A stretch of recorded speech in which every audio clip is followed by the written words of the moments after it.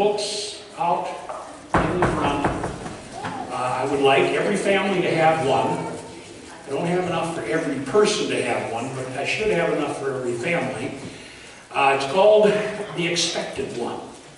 And it talks about the promises of Christ's coming all throughout the Old Testament. So we're going to be looking at that. So starting December 1st is when these devotionals start. So if you pick them up between this week and next week I will jump into this series and share with you the promise of Christ's coming. So hopefully you can grab one of those as you leave today. And as we have need, I'll look and I'll see if we run short, and then I'll order some more. But hopefully I have enough, and everybody can have them and be ready to roll. So, Thanksgiving comes up this week, and this is an interesting passage for Thanksgiving. Because it doesn't talk about giving thanks. It talks about not worrying. Do not worry, Jesus says. Do not worry. So, being a wordophile, I don't know if that's a word. I love words. I like to find out where they came from and what they mean. And so, as I've done in the past with this one, I again looked up worry to see what it means. And this time I found something interesting that I hadn't known before. It's actually from a German word that worry came to us. And I'm probably going to mispronounce it because, as I said, my German's terrible. But it is Wirrgrad, which means to struggle or to strangle. And then the word sort of progressed, and it became then to seize by the throat. That was what that word meant. And then it became harass, to worry someone, to harass them. Now, the definition that we have in our dictionary, one of many, says to give way to anxiety or unease, to dwell on difficulty or trouble. Do not worry, Jesus said. This is part of his Sermon on the Mount in Matthew's Gospel here. One of the most complete covers of that sermon.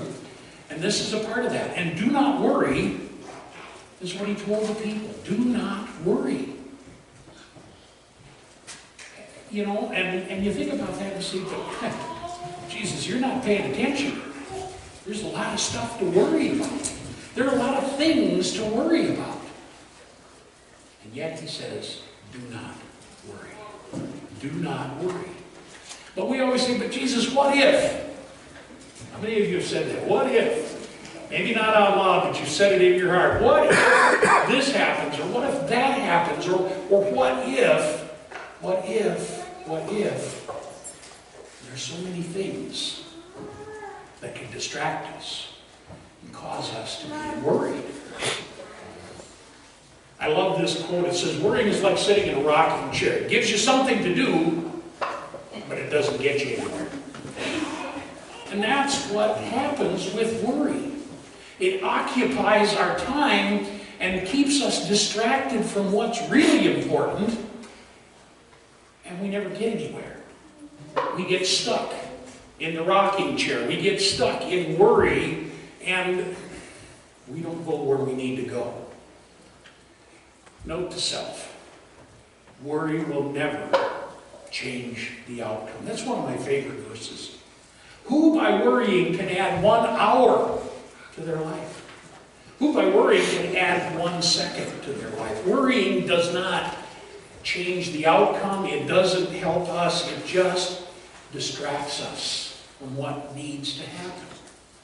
And we can't change by worrying anything. Nothing at all. So Jesus said, do not worry. Do not worry. It's interesting to me, The original reading for this day actually starts with, "Therefore I tell you, do not worry." And it leaves out the verse before.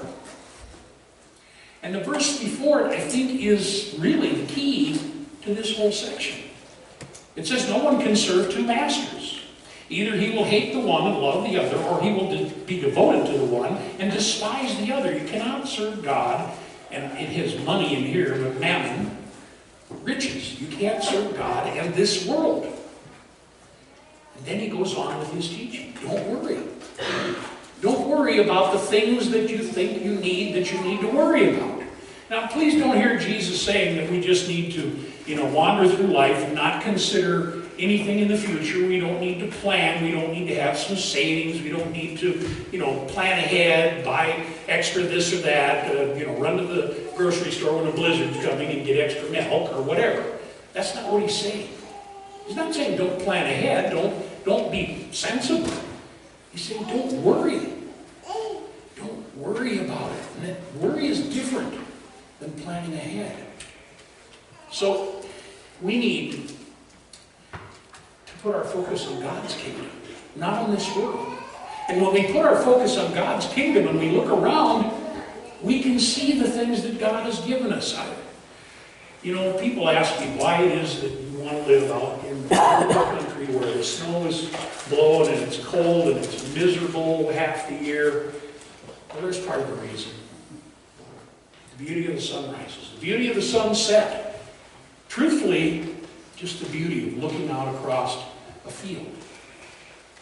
God's beauty is all around us. God's kingdom is shown to us in so many ways. And when we're worrying, we miss things like this. We don't see the beauty that's there. We don't see the wonderful things that God has given us to bless us.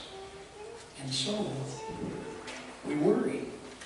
We're not seeing God's kingdom. We're seeing the world's kingdom. And we forget that there's beauty that God has created all around us. We just need to see it. We also get to worrying because we don't have enough. Yeah. We worry about lacking something. But here where we live, God's abundance shows up.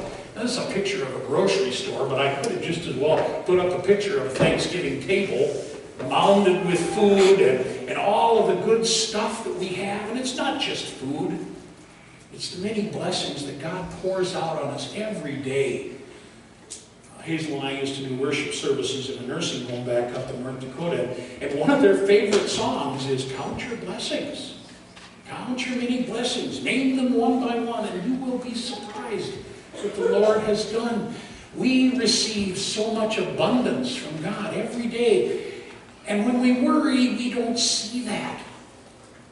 We don't see full shelves. We see a spot where one thing is missing. And we go, oh my gosh, we're all out of carrots. We're all out of rutabagas. We're all out of whatever. We focus on what's not there rather than the abundance that is all around us. And when we worry, that's where our focus goes. But when we put our focus on God's kingdom, not the world's kingdom, we can see the abundance that's all around us. The many blessings that God pours out on us each day. We also, when we worry, we see the bad. Thanks to the news and the internet and all that, we see the bad. We miss the good. When we worry, we don't see people going out of their way to be nice, to help, to give aid and comfort to those who have need. We have beautiful examples of kindness all around us. Now, yeah, they're not the big showy things that so many people like to lift up about the bad stuff. That goes around all the time, but the good that we can see all around us. Simple acts of kindness, random acts of kindness all around us. And when we put our focus on God's kingdom rather than the kingdom of the world, we see those things. It doesn't mean that the bad things don't happen or that the bad things aren't there. That's not what we focus on. Focusing on God's kingdom doesn't take away the bad things. It just helps us to remember that there's good in this world. God's kingdom. Jesus said many times through his ministry, God's kingdom is near. It's close at hand. His kingdom is coming on this earth. And when we see people sharing, we see people caring, we see people loving, God's kingdom is broken through. We need to focus not on the kingdom of this world, but on God's kingdom. One other place where we have a reminder is in the letter to the Philippians. It's a wonderful passage. It's in the section where Paul is writing to the church there and telling them to rejoice in everything. And rejoice again. He's sitting in a prison cell telling them to rejoice. And he writes this as part of that little passage. It says, don't worry about anything. Instead, pray about everything. We just got done talking about prayer. Pray to God. Talk to God about the things that are going on. Instead of worrying, instead of focusing on the bad, go to God and talk to Him. And see the good things that are there in God's kingdom. So we get to this passage. Therefore, do not worry about tomorrow. For tomorrow will worry about itself. Each day has enough trouble of its own. This passage and this whole section is a very important part of my life. Hazel told you a little bit last week about her struggles and the challenge of our last child and the fact that she ended up in the hospital having a grand mal seizure. And she said, you know, she was surprised when I went through my psychological assessments and it wasn't crazy. I fooled her. That's how I did it. But this particular passage was in my devotionals the day that she was released from the intensive care unit. She was still in the hospital, but when they took her out of intensive care, the seizures had finally stopped. And this passage was part of my reading that day. Don't worry about tomorrow. Now, again, that doesn't mean don't plan ahead. Jesus would never tell us not to plan ahead. What he's saying is don't worry about what tomorrow brings. Don't worry about tomorrow. Tomorrow has enough troubles. We'll worry about those when we get there. Let's focus on today. You know, when we focus on tomorrow and we worry about tomorrow, we don't get to enjoy the day that we're in. We don't get to see the many blessings that God has poured out on us. We don't get the enjoyment of noticing His kingdom breaking through the kingdom of this world. So focus not on tomorrow and worry there. But focus on today and enjoy this day. A few weeks back, Tom and I sang that song, I don't care about tomorrow. I know who holds tomorrow. See, there's the key. Why should we worry about something that God already has under control? Now, I admit, there are some tomorrows that it doesn't seem like God's in control. We've all had those tomorrows where it seems like everything is just falling apart and how could this possibly happen? But, you know, God is there. God is with us in those tomorrows. God has already seen what tomorrow will bring, and He knows what we're going to need for that tomorrow. And when we go to Him in prayer, as Paul advised the Philippians to do, and all of us, when we go to God in prayer, and we talk to Him about those things that are on our hearts, those things that are causing us to worry, and we give those worries to Him, we can live in the day that God has given us. Well, it's a trite saying, but none of us are promised tomorrow. But we are promised today, this day. God woke us up this morning. God got us out of the house. God got us moving. We got today. God says, here is this day. Enjoy this day. Live in this day. Take the blessings that I have given to you and live with them. And let me hold tomorrow. Because God is the one that can make a difference in tomorrow. But you and I, friends, we can't. No matter how much we would love to, we can't. So we talk about worry leading up to Thanksgiving. And part of it is that we need to give thanks in everything. Now, it doesn't mean that everything is wonderful. It doesn't mean that everything that happens to us is a good thing. But can we still give thanks to God? It's the challenge. We're not giving thanks for everything. Saying, oh, thank you, God, for giving me this coal. Thank you, God, for, putting me in the ditch and whatever. No.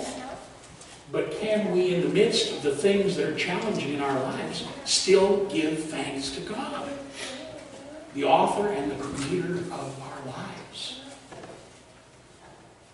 Too often at Thanksgiving, we sit around the table and we give a litany of all the blessings we have, and there's nothing wrong with that. But sometimes I think we need to just say, God, I've been blessed in many ways, and there's been a lot of ways that it doesn't feel too blessed, but thank you. Thank you. Thank you for being my God. Thank you for loving me. Thank you for sending your Son to die for me so that I would be able to be with you for all of eternity. Whatever else happens in our life, isn't that important? Yeah, it is now. It feels important, but truthfully, what God has already done for us is the most important reason to give thanks. Yes, He may bless us, and He may not. But that isn't important. He's already blessed us beyond all measure. I forget who did the song, counting every blessing. Counting every blessing. I've been blessed beyond all measure. And you know what? Truthfully, I don't know a single person that can't say that. It might be hard. The words might catch in your throat a little bit because you look at the table and, it's not a turkey, it's meatloaf. It's not sweet potatoes, it's just regular potatoes. And there aren't very many people around the table, but you know what? We're still blessed beyond all measure. We are so blessed in our lives. And it's not because of the bounty that we have. It's not because of all the stuff that we have. We're blessed in spite of all of those things. Because God has given us the greatest gift, the greatest blessing we could ever get. His Son's life and death and resurrection. So this week, as you sit at the Thanksgiving table with family, with friends, who knows, maybe with strangers, it doesn't matter. This little question, can we give thanks no matter what? Can we give thanks even when we don't feel the blessing? We have the greatest blessing we could ever get. And I know that we have been blessed beyond all measure. So Jesus said we need to pick the kingdom, pick the master that we're going to serve, pick the group we're going to follow. We're going to follow God. If we do not worry. Do not worry. And as Paul says, be anxious, give everything to God in prayer, and you will feel the blessings. So Thanksgiving's coming. Be thankful. But more than being thankful, do not worry. God's got it. May not seem like it, but He does. He has got this. He will give you every blessing. He's already given you the best, His Son. Give thanks with a grateful heart. Amen. Amen.